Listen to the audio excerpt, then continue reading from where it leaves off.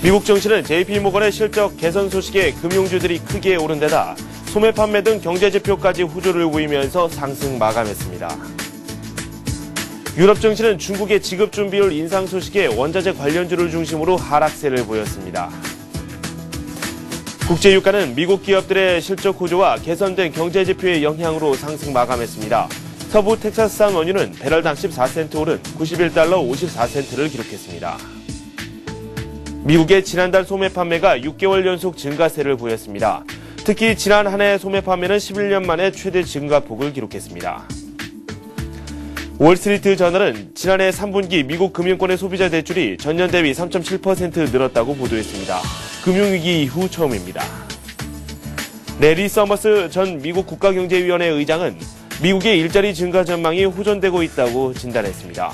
또한 미국 경제가 3에서 4% 성장세를 보일 것으로 전망했습니다.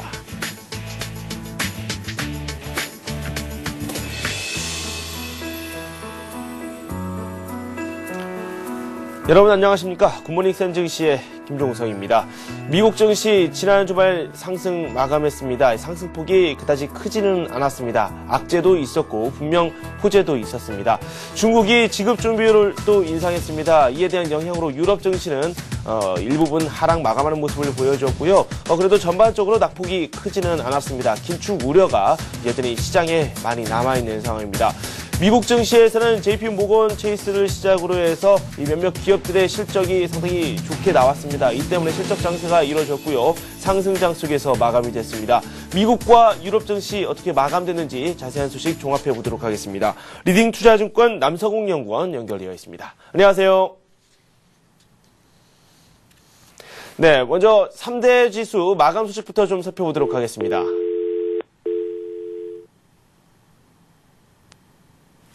네, 잠시 연결이 고르지 않은 것 같습니다. 연결 다시 한번 해서 미국 증시 마감 상황 살펴보도록 하겠습니다. 남성욱 연구원 연결합니다. 안녕하세요.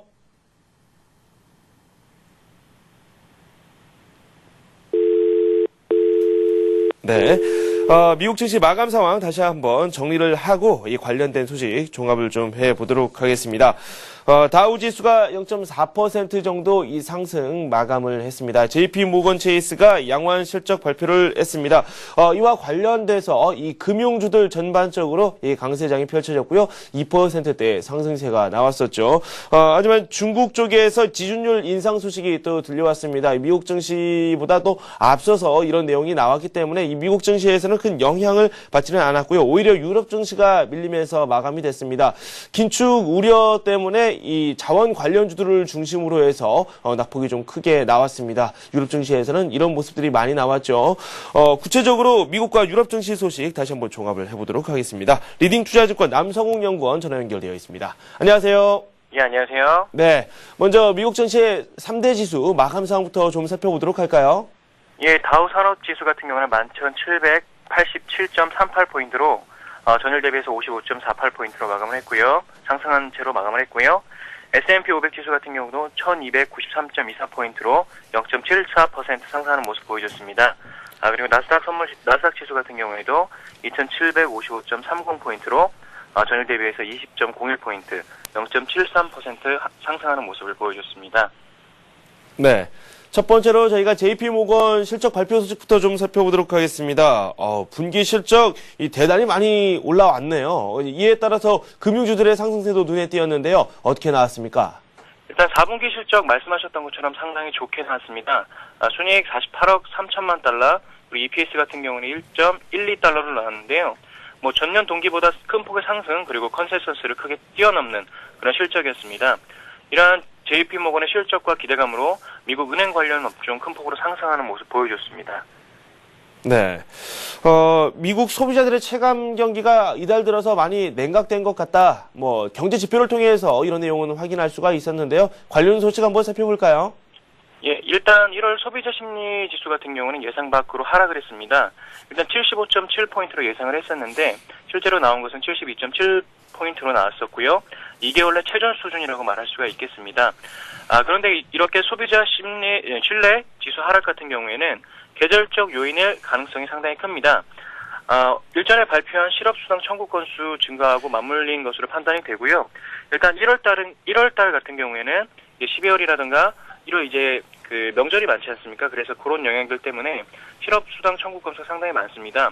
그리고 아시는 것처럼 그 미국 그 달러화 가치 하락으로 인해서 원자재 가격이 상승하는 부분도 이렇게 소비자 심리 지수를 이렇게 하락시키는 요인이다 이렇게 말할 수가 있겠습니다. 네, 소비 심리가 개선되기까지도 아직까지는 시간이 좀 필요하지 않나라는 생각이 드는군요. 그리고 산업 생산이 지난해 7월 이후 최대 증가폭으로 나왔습니다. 관련 소식 살펴보죠. 일단 산업 생산 예상치는 상회했다고 말씀드릴 수가 있겠고요. 전월 대비해서 0.8% 상승했다고 말할 수가 있는데, 요거는 이제 지난 7월 이후 최대 증가율이라고 말씀을 드릴 수가 있겠습니다. 요것은 이제 추운 날씨로 인한 유틸리티 생산 급증이라고 볼 수가 있겠고요. 아시는 것처럼 전년도 그 4, 4분기에 많은 재고 소진이 있었습니다. 그래서 이 부분 때문에 이제 생산 부분이 상당히 긍정적으로 볼 수가 있겠고요. 이로 인해서 고용 부분도 상당히 개선될 수 있을 것이다라는 전망이 상당히 나오고 있습니다. 네, 앞에서 소비 관련 지표를 좀 살펴봤었는데 소비자들의 체감 경기는 조금은 좋지 않았습니다. 하지만 지난해 한 해 동안 판매됐던 이 소매 판매를 종합해 보니까 상당히 내용이 고무적이었거든요. 어떻게 나왔죠? 일단 소매 판매는 전월 대비해서 0.6% 상승, 예상치는 이제 0.8% 정도였는데 약간 하회하는 부분이었습니다. 하지만 말씀하셨던 것처럼 내용 부분 보시게 되면 이제 자동차라든가 유통 부분에 대해서 상당히 개선됐다고 나올 수가 있겠는데요.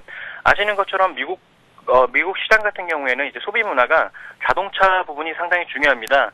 상당히 땅덩이가 넓기 때문에 자동차가 없이는 생활하기 상당히 힘들었었는데 이 부분에서 소비가 개선되고 있다는 것은 점점 이제 고용도 개선되고 하고 있고 미국 가정별로 이제 수입이 일정 부분 이제 괜찮아지고 있다 이런 의미가 될 수도 있겠습니다. 네. 그리고 미국에서 여러 가지 경제 지표가 나왔습니다. 내용들을 종합해 보니까 우리나라와 비슷한 부분도 분명 있었습니다. 소비자 물가 상승률이 상당히 두드러졌는데 주요 원인을 살펴봐도 우리나라와 같거든요. 에너지 가격 상승이 좀 부담을 많이 주고 있죠. 예, 맞습니다. 일단은 환율 때문에 그럴 영향이 많고요. 이 부분은 이제 양적 완화와 관련해가지고 정책적으로 이제 커버를 해주지 않게 되면 인플레이션 부분이 상당히 문제가 될 수가 있습니다.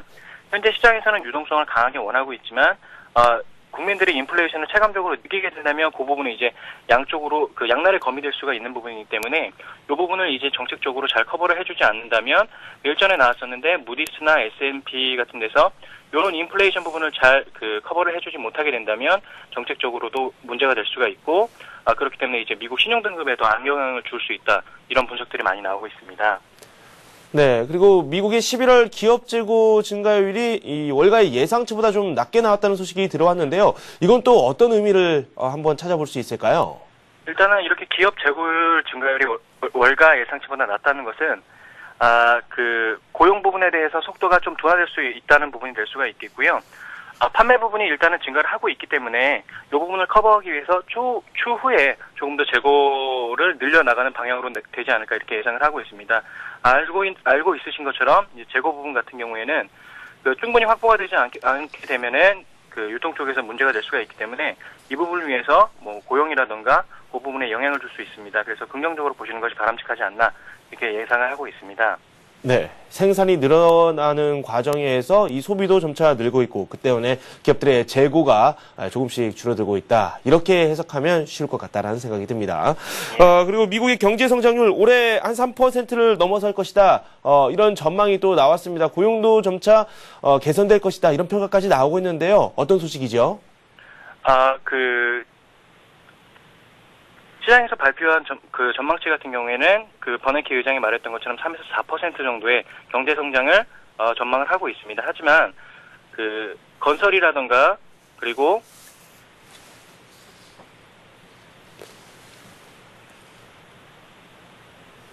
여보세요? 네. 예. 건설이라던가 이제 노동 부분에 대해서는 회복하기 위해서는 정책적인 많은 노력이 필요하다는 전망이 나왔었고요. 이 부분은 이제 무디스하고 S&P에서도 미국의 신용등급 관련해서도 많은 분석 자료가 나오고 있는 상황입니다. 네, 미국 은행협회에서는 올 성장률을 3.3% 상승으로 점을 쳤습니다. 그리고 일자리 창출 규모도 점차 늘어날 것이다. 일자리가 210만 개 정도 창출이 될 것이다라고 전망을 했습니다. 그리고 앞에서 살짝 언급을 드렸습니다. 중국 인민은행이 이 지준율을 또 인상을 했는데 벌써 7번째죠? 예, 맞습니다. 인민은행 20일부터 지준율을 50bp 정도 상승을 시켰는데요. 이게 이제 장 끝난 이후에 발표가 났었습니다. 올해 첫 긴축 조치라고 볼 수도 있겠고요. 대출 억제에 대한 의도로도 해석을 할 수가 있겠습니다. 이 부분 같은 경우에는 이제 그 중국 같은 경우에 그 흑자 부분이 상당히 줄어들게 되면서 이 부분에 대해서는 미국에 대해서 상당히 당당할 수가 있는 부분이 될 수가 있거든요. 그래서 지준율을 인상시켰다는 것은 당연한 것으로 받아들이시면 되겠고, 일단 금리 인상 부분이 시장을 위축시킬 수 있는 부분이 있으니까 이 부분에 대해서는 항상 그 주목하고 계시라 이렇게 말씀을 드리고 싶습니다. 네.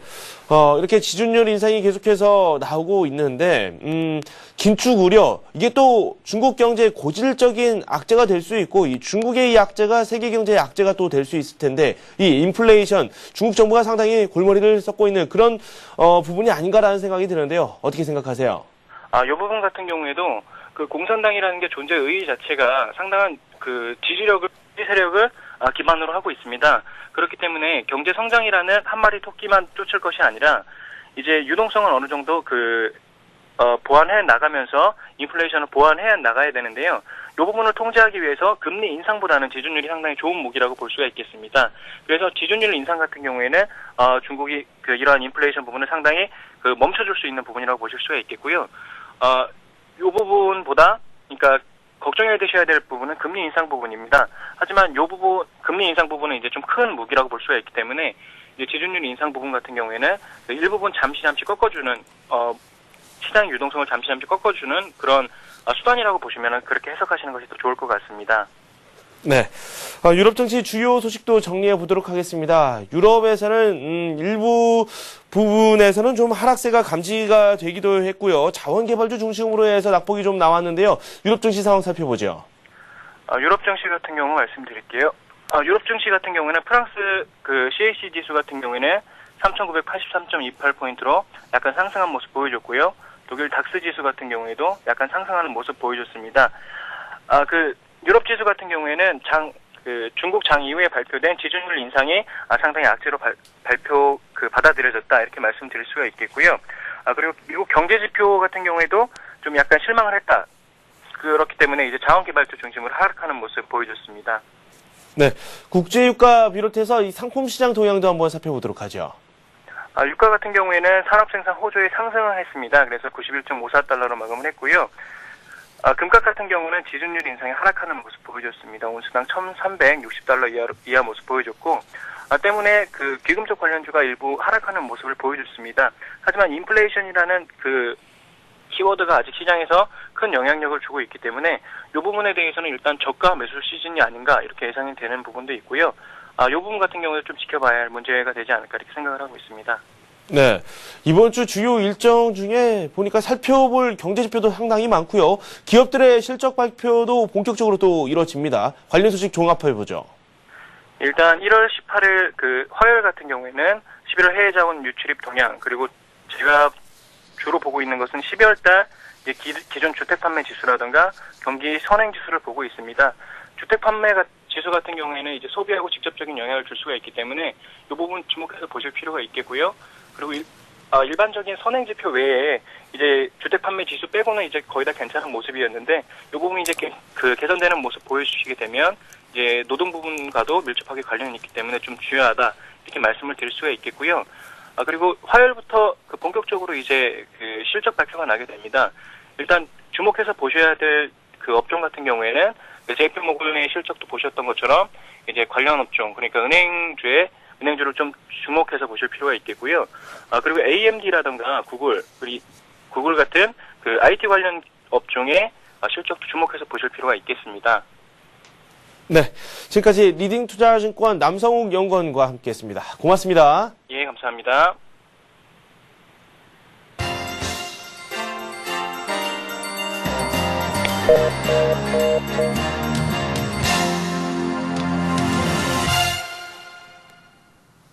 안녕하세요. 글로벌투데이 박미라입니다. 이번 한 주도 보다 발빠르고 현장감 넘치는 지구촌 소식들 전해드리겠습니다. 먼저 AP통신 주요 소식부터 출발합니다. 후진타오 중국 국가주석이 북해 육자회담에 조속한 재개를 원한다고 밝혔습니다. 이를 위해서 관련 당사국들의 적극적인 조치와 환경 창출을 기대한다고 덧붙였는데요. 후진타오 중국 국가주석은 한반도 비핵화 문제와 관련해 중국은 평화와 안정 유지를 위해 대화와 협의를 통한 평화적 방법으로 한반도의 비핵화를 이루는 것을 지지한다고 전했습니다. 덧붙여 우리는 관련 당사국들이 육자회담 재개를 위해 적극적인 조치들을 취하고 환경들을 창출해 줄 것을 기대한다고 밝혔는데요. 이런 언급은 한미일 3국이 육자회담 재개를 위한 북한의 진정성 있는 조치를 거듭 촉구하고 있는 가운데 나온 것입니다. 후 주석은 이어 관련국들이 서로 존중하고 육자회담을 통해 포괄적이고 균형되게 9.19 공동성명을 이행한다면 한반도 핵 문제를 풀 적절한 해법에 도달할 것을 확신한다고 강조했습니다. 후 주석은 또한 최근 한반도 긴장 사태와 관련해 중국은 다른 국가들과 긴밀한 접촉을 유지하며 긴장 완화와 한반도 평화 안정 유지를 위해 끊임없는 노력을 기울였다고 말했습니다.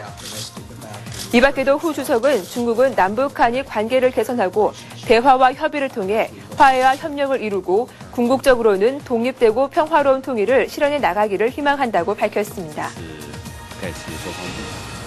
애리조나 투싼 총기 난사 사건이 발생한 지 일주일이 지났지만 후폭풍은 잦아들지 않고 있습니다. 총기 난사 사건의 부상자 가운데 한 명이 현지 한 행사에 참석한 보수 인사를 협박한 혐의로 경찰에 체포됐는데요. 애리조나 투싼 총기 난사 사건 당시 왼쪽 무릎과 등에 총을 맞은 제임스 에릭 폴더는 ABC 방송의 디스위크 녹화 프로그램에 참석했습니다. 녹화 도중 폴러는 보수 인사의 총기 규제 관련 발언에 격분해 당신은 죽었어라고 발언했다가 경찰에 체포됐는데요. 현재 티파티 설립자인 트렌트 험프리스는 이날 녹화 중 총기 규제 관련 논의는 총격 사건 희생자들의 장례식이 끝난 뒤로 연기해야 한다고 주장했습니다. 그 순간 폴러가 격분한 상태에서 험프리스를 향해 당신은 죽었어라고 소리 질렀는데요. 행사가 끝난 뒤 경찰관 5명이 폴러를 행사장 밖으로 끌고 나갔습니다. 피마 카운티 보안관실의 대변인은 이날 폴러를 치안 문란 행위 및 험프리스 등을 협박한 혐의로 체포했는데요. 정신 감정을 위해 그를 인근의 한 병원으로 보냈다고 말했습니다. 국제원자력기구 IAEA 주재 외교관들이 이란 핵시설을 둘러봤다고 이란 국영TV가 전했습니다. 아랍연맹과 이집트, 베네수엘라, 시리아, 알제리, 오만, 쿠바 대사 등 7명으로 구성된 참관단은 내일까지 이란에 머물며 우라늄 농축 시설과 중부 이라크에 건설하고 있는 중수로 시설 등을 방문합니다. 이란 정부는 오는 20일부터 열리는 유엔 안전보좌이사회 상임이사국 그리고 독일과의 핵 협상을 앞두고 자국 핵 프로그램의 투명성을 보여주려고 대사관들을 초청했다고 밝혔습니다. 그러나 미국, 영국, 프랑스, 독일 등은 초청 대상에서 제외됐고 러시아와 중국, 유럽연합은 초청을 거부해 주요 강대국 대표들은 빠진 채 참관이 진행됐습니다. 프랑스의 극우 정당 국민전선이 40년 가까이 당을 이끌어온 장마르 르펜 대표의 딸을 새 대표로 맞았습니다. 국민전선은 프랑스 서부 도시 투르에서 이틀간 전당대회를 열어 장마르 르펜 대표의 후임으로 그의 셋째 딸인 마린 르펜 부대표를 선출했다고 발표했습니다. 마린 르펜은 대표직 수락 연설을 통해 프랑스와 프랑스 국민은 그 어느 때보다 강한 국가를 필요로 한다며 강국론을 강조했는데요. 또한 이제부터 선거 유세에 들어가야 한다며 오는 3월 실시되는 지방선거가 먼저고 그 다음에는 대선, 총선이라고 말했습니다. 마린 르펜은 2만 4천 명의 당원들을 대상으로 한 대표 경선에서 브루노 골니슈 후보를 2배 이상 앞선 67%의 득표율을 기록했습니다. 변호사 출신인 마린 르펜은 2012년 대통령 선거에도 나선다는 방침인데요. 이는 연임을 모색하고 있는 같은 우파 진영의 니콜라 사르코지 대통령에게는 상당한 부담이 될 것으로 예상됩니다. 최근 여론조사에서는 프랑스인의 22%가 국민전선의 사형제 부활, 병역 의무화, 외국인에 대한 사회보장 서비스 폐지 등에 찬성했는데요. 마린 르펜이 차기 대선에 출마할 경우 지지하겠다는 응답이 17%로 집계되는 등 국민 전선에 대한 지지가 증가세를 보이고 있습니다. 튀니지가 생계 수단을 빼앗긴 한 20대 청년의 분신 항거에 의해 23년여 독재에 드디어 종지부를 찍었습니다. 이에 사우디로 망명하게 된 벤 알리 대통령의 퇴진 이후 여야 통합 정부를 구성하려는 정치인들의 모임이 활발하게 이루어지고 있습니다. 푸아드 메바자 임시 대통령의 지시로 여야 통합 정부 구성을 추진하고 있는 모하메드 간누치 총리는 주요 야당인 민주진보당의 마야 드리비 대표 등을 만나 긴급한 현안에 대해 의견을 교환했습니다. 야당 지도자들은 간누치 총리에게 새 대통령을 뽑는 선거가 자유롭게 치러져야 하고 충분한 선거 운동을 위해 대선 일정을 늦춰야 한다는 등의 요구를 제시했는데요. 이와 관련해 튀니지 헌법위원회는 전날 벤 알리 전 대통령의 퇴진을 공식화하면서 차기 대선을 45일에서 60일 이내에 실시할 것을 요구했습니다. 벤 알리 전 대통령 체제 아래서 정당 활동이 금지됐던 공산당과 이슬람 원리주의를 표방하는 엔나우다당은 여전히 이번 여야 정당 간 협상에서 배제된 것으로 전해졌습니다. 이런 가운데 튀니지 경찰은 벤 알리 전 대통령의 경호실장 알리 세리아티를 체포했다고 밝혔는데요. 세리아티 전 경호실장은 다른 동료들과 함께 사회 불안을 일으키려는 음모를 꾸민 혐의를 받고 있는 것으로 알려졌습니다. EU가 대선 불복 사태로 큰 혼란을 겪고 있는 코트디부아르의 주요 기업들의 자산을 동결했습니다. 이번 조치는 권력 이양을 거부하고 있는 로랑 그바그보 대통령에 대한 제재를 강화하기 위한 것인데요.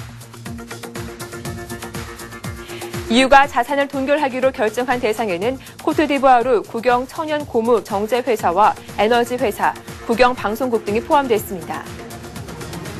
EU는 공보를 통해 자산 동결 대상인 기업들이 그바그보의 불법적인 정부에 자금줄이 되고 있다고 밝혔는데요. 이번 조치는 지난해 12월 처음 단행한 제재 조치를 확대한 것입니다. 또한 EU는 그바그보와 부인, 내각 강요, 군 수뇌부, 경호원, 신문사 편집인 등을 포함한 추종자 84명에 대한 자산 동결 및 비자 발급 금지 등 기존 제재 조치도 계속 유지하기로 했습니다. EU 대변인은 제재 조치가 코트디부아르의 경제 활동에 얼마나 영향을 미칠지 판단하기에는 너무 이르다고 밝혔는데요. 분석가들은 그바그보가 국제사회의 재정 압박으로 궁지에 몰리더라도 수개월 정도는 버틸 수 있겠지만 재정 압박이 그를 촉출하는 데 가장 효과적인 방법이라고 보고 있습니다.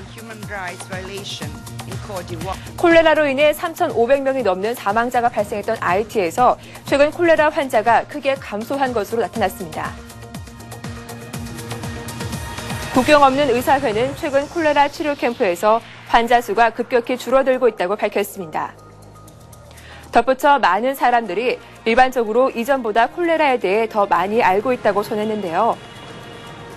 수도 포르토프랭스 동부의 치료 캠프에는 콜레라 환자 수가 전염병 창궐 초기엔 모든 침상을 가득 메웠으나 요즘엔 하루 평균 72명에서 130명으로 줄어들었습니다. 한 의사는 창궐 석 달여 만에 환자가 급격한 감소세로 돌아선 것에 대해 콜레라 정보 캠페인을 주요 이유로 꼽으며 사람들이 이제는 콜레라를 누가 예방해야 하는지 알고 있다고 말했는데요. 아울러 창궐 초기는 콜레라 환자들이 급격한 탈수 증세를 보이더라도 집에 머물며 어찌할 바를 몰랐던 것과 달리 지금은 신속히 치료 캠프를 찾아 치료를 받는 경우가 늘며 사망자 수도 줄어들고 있는 상황입니다. 올해 4월 치러지는 페루 대통령 선거에 출마한 알레한드로 톨레도 전 대통령의 인기가 급상승하고 있습니다. 톨레도 전 대통령은 임기 시절 각종 개혁 정책의 성공으로 페루의 높은 경제 성장을 이끌어냈는데요. 현지 여론조사 기관의 결과에 따르면 톨레도 전 대통령의 지지도는 지난달 조사 때보다 4%포인트 상승한 27%를 나타냈습니다. 원주민 출신으로 2001년 대통령에 처음 올랐던 톨레도 전 대통령은 지난해 10월 16%를 기록한 뒤 2달 만에 1위에 올라섰는데요. 케이코 후지모리 의원도 이번 조사에서 지지도가 소폭 오르며 22%를 나타냈지만 톨레도 전 대통령의 상승세에 밀려 2위에 머물렀습니다. 지난해 대선 출마 발표와 함께 큰 인기를 모았던 카사트네다 전 시장은 이번 여론조사에서 지지도가 4%포인트나 빠지며 3위에 머물렀는데요. 대표적 좌파 후보인 우말라 오얀타는 10%를 보였고 전 재정장관인 페드로 파블로 쿠친스키가 4%를 나타냈습니다. 40년 만에 찾아온 폭우로 인해 큰 피해를 입은 브라질에 또다시 폭우가 쏟아졌습니다. 대규모 산사태로 인해 사망자 수가 크게 늘어날 것으로 전망되는데요. 대규모 수해가 발생한 브라질 남동부 지역에 또다시 폭우가 쏟아졌습니다. 이로 인해 리우데자네이로주의 사고 발생 현장에서는 인명구조와 피해 복구 작업이 지연되고 있으며 상파울로시에서는 한때 도시 기능이 일부 마비되는 사태가 벌어졌습니다. 리우주에서는 현재까지 540여 명이 사망한 것으로 파악되고 있습니다. 특히 산사태 현장에 수백 명이 흙더미에 파묻힌 것으로 추정되고 있어 사망자 수가 많이 늘어날 것으로 보이는데요. 기상당국이 이번 주말을 포함해 당분간 간헐적인 폭우가 계속될 것이라고 예보해 산사태 추가 발생 위험도 높은 상황입니다. 인근 학교 등에 수용된 이재민들은 각 지역에서 보내온 구호 물품을 공급받고 있으나 식수와 식료품 등이 크게 부족한 상황인데요. 다른 한편에서는 신원이 확인된 시신을 가족들의 동의를 얻어 매장하는 작업이 벌어지고 있습니다. 브라질 언론은 리우주에서 발생한 폭우 피해가 사상 최악의 자연재해로 확대되고 있다고 보도했습니다.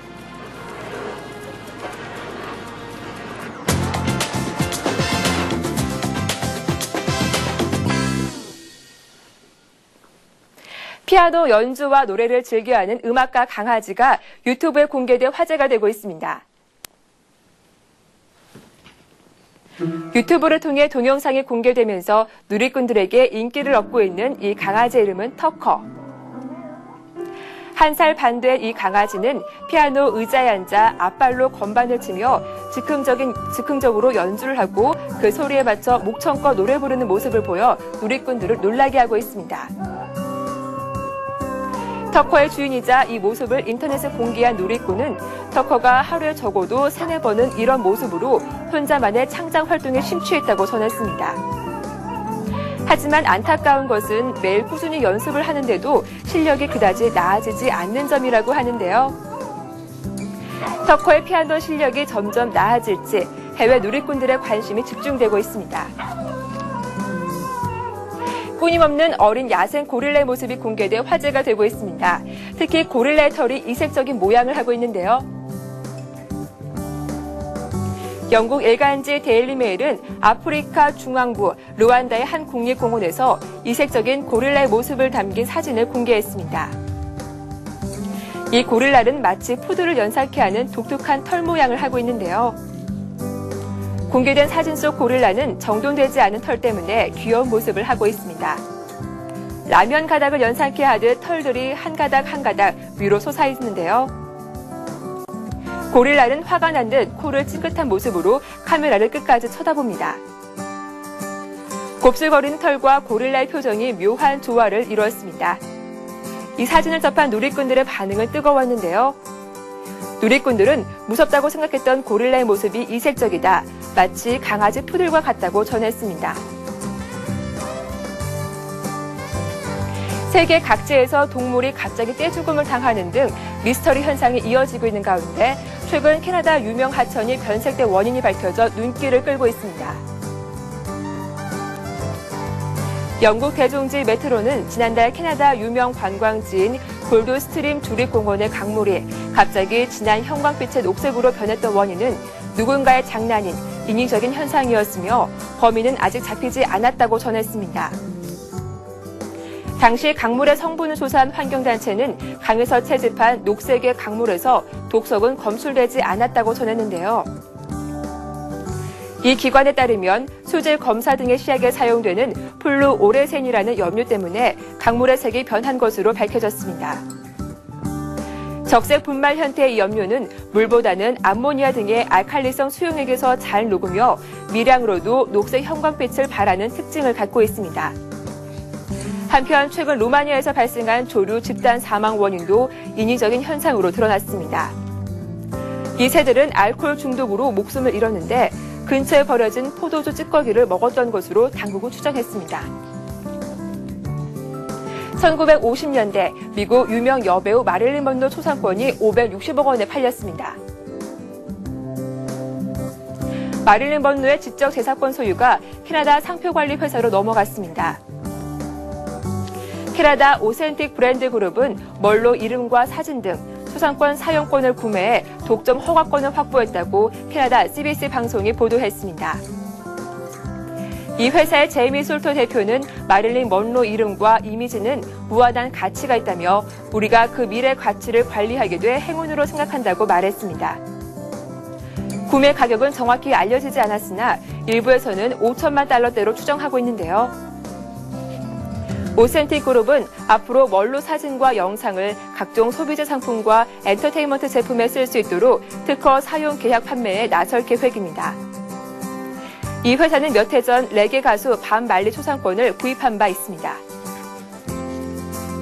가사 도움이 필요한 싱글 여성에게 희소식이 등장했습니다.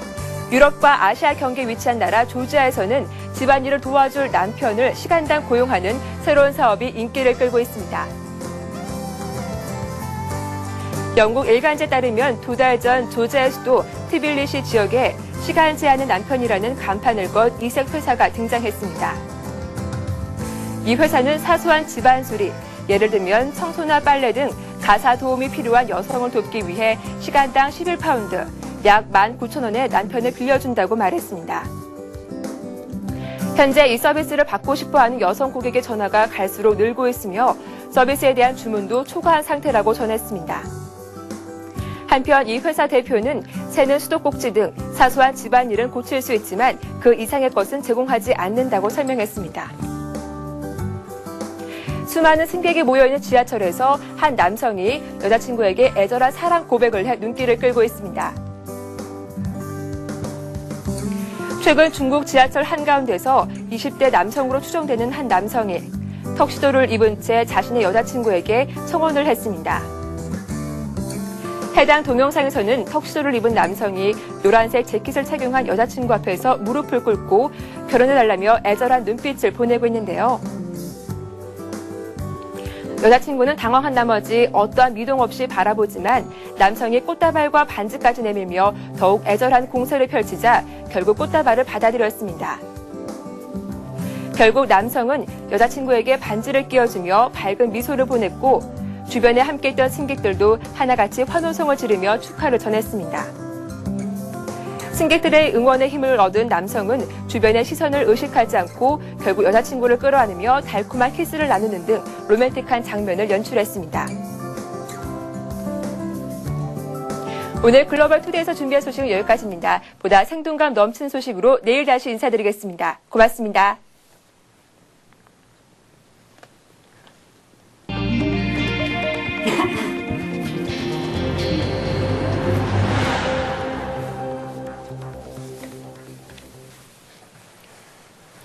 업계에 따르면 중국과 동남아 등 해외에 진출한 기업들이 인건비 상승과 규제 조치 강화 등에 시달리면서 국내로 유턴하려는 움직임을 보이고 있습니다.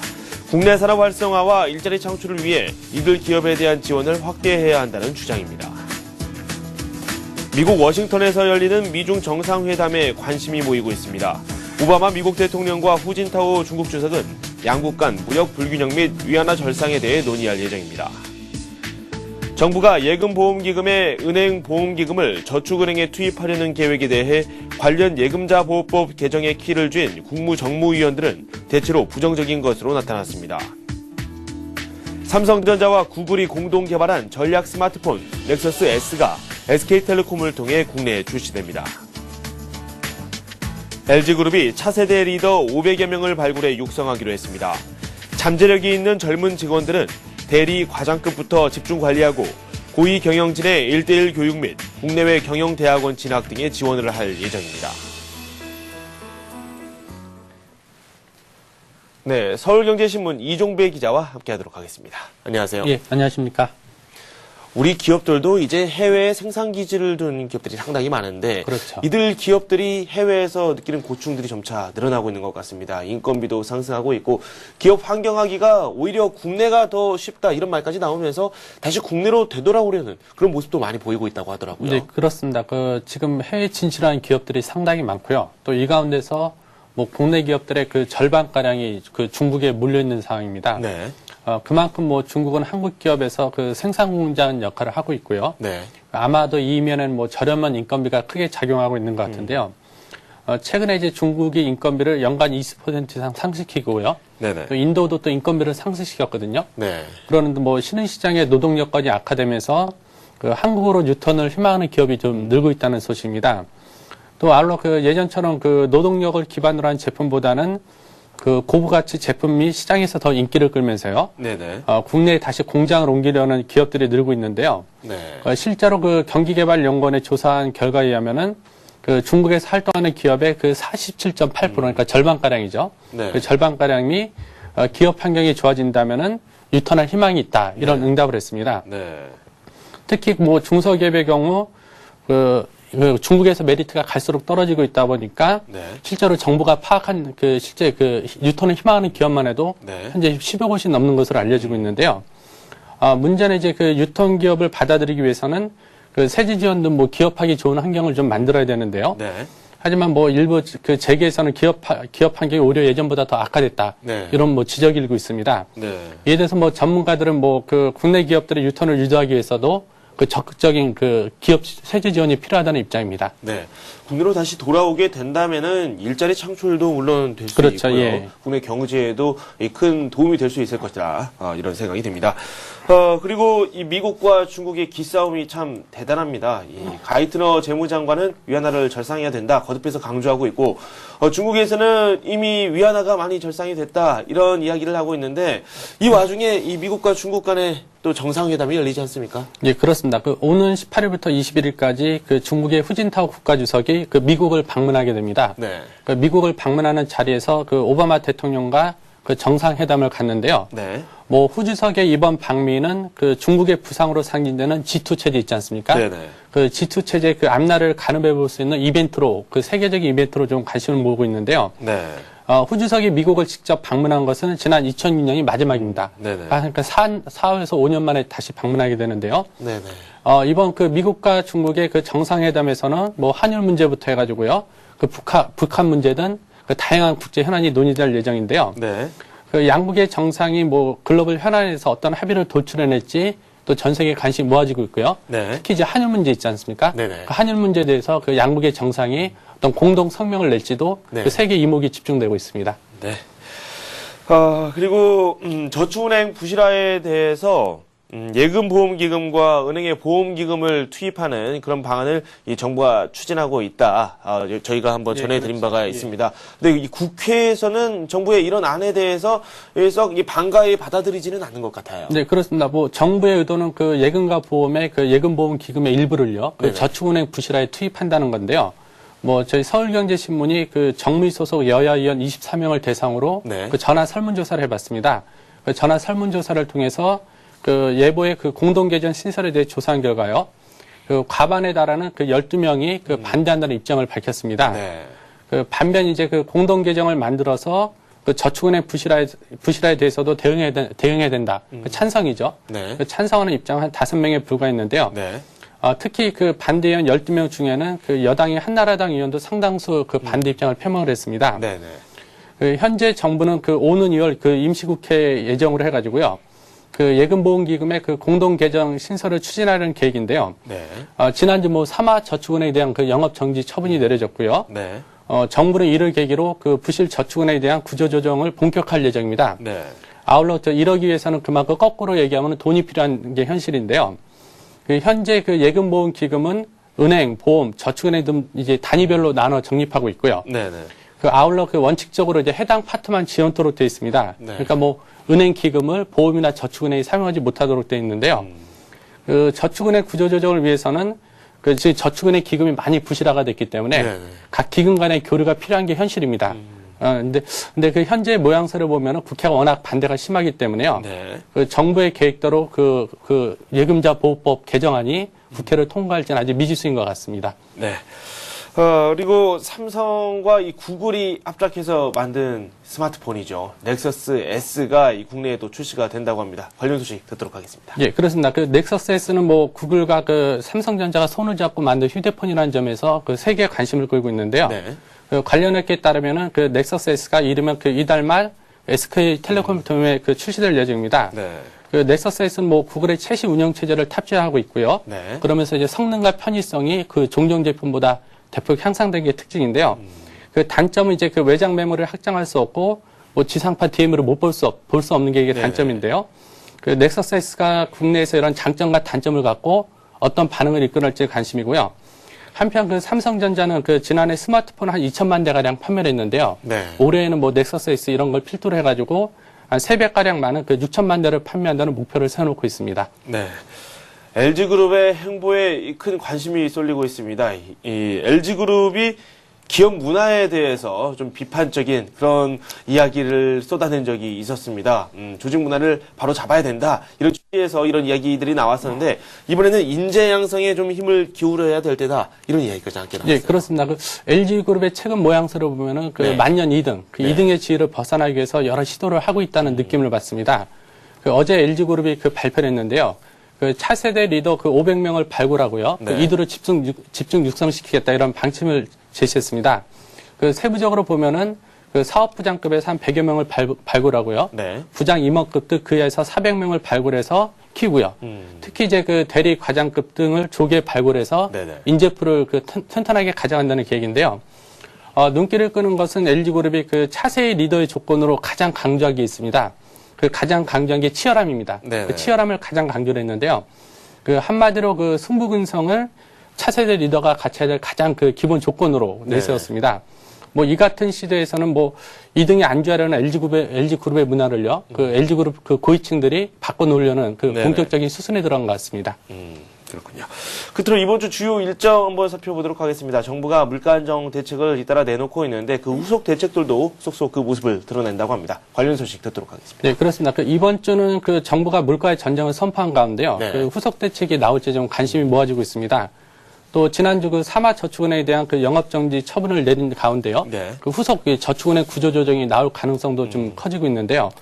우선 17일에는 그 윤진경 기획재정부 장관이 인도를 방문합니다. 네. 그 인도를 방문해서 그 한인도 재무장관 회의를 갔는데요. 그 한인도 재무장관 회의에서는 그 양국 간의 그 경제 협력 방안이 논의될 예정입니다. 네. 또 17일에는 그 한국은행에서 2010년 중 외환시장 동향도 발표하고요. 네. 또 17일에는 또 국세청에서 그 전국 그 세무관서장 회의를 열게 되는데요. 이 관서장회가 좀 눈길을 끌고 있습니다. 네네. 그 지난주 국세청은 그 대기업에 대해서 그 성실하게 세금을 납부했을 때 그 세무조사를 유예해주는 그 조치를 폐지한다 이렇게 밝혔거든요. 네. 그래서 한마디로 그 대기업에 대해서는 뭐 강도 높은 세무조사를 실시하겠다 이런 입장을 네. 밝혔는데요. 이번 그 세무관서장 회의에서는 그 대기업 그 정기 세무조사 강화 방안이 논의될 것으로 알려지고 있습니다. 네.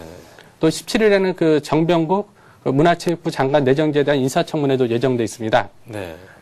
또 18일에는 그 한국은행 김죽수 총재가 금융연구원 조창 강연에 참석하게 되는데요. 네. 뭐 이 자리에서 뭐 향후 이제 기준금리 정책 방향에 대한 언급이 있을 것으로 좀 예상이 되고 있고요. 네네.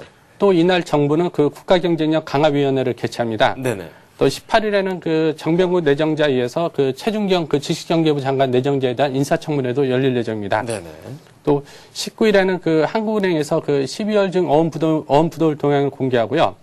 21일에는 그 통상교섭본부에서 그 한인도 CPA, 즉 포괄적 경제 동반자 협정에 대한 기자회견을 갖습니다. 네네. 그 CAP는 뭐 자유무역 협정의 일종의 한 일환인데요. 네. 그 한인도 양국은 현재 그 CAP 협정에 대한 협의를 끝내고 그 정식 서명을 마친 상태입니다. 그 22일이 좀 관심을 끌고 있는데요. 그 22일에는 그 각 부처 물가 담당자들이 모여서요. 네. 그 물가 안정 대책 품목의 그 물가 현황을 점검하는 회의를 갖습니다. 특히 이 자리에서 지난주죠. 이명박 대통령이 휘발유 값을 정면으로 좀 들고 나오지 않았습니까? 네네. 휘발유 값이 너무 비싸다고 들고 나왔는데요. 특히 이 자리에서는 휘발유가 인하 방안에 대한 그 집중 논의가 있을 예정으로 알려지고 있습니다. 네. 이렇게 해서 서울경제신문 산업회 이종배 기자와 함께 다양한 소식 살펴봤습니다. 고맙습니다. 네, 감사합니다. 네, 저희가 준비한 소식은 여기까지입니다. 저는 출발센 증시에서 우리 시장 출발 상황과 함께 이 다양한 투자 전략도 한번 살펴보도록 하겠습니다. 저는 출발센 증시에서 다시 찾아뵙겠습니다.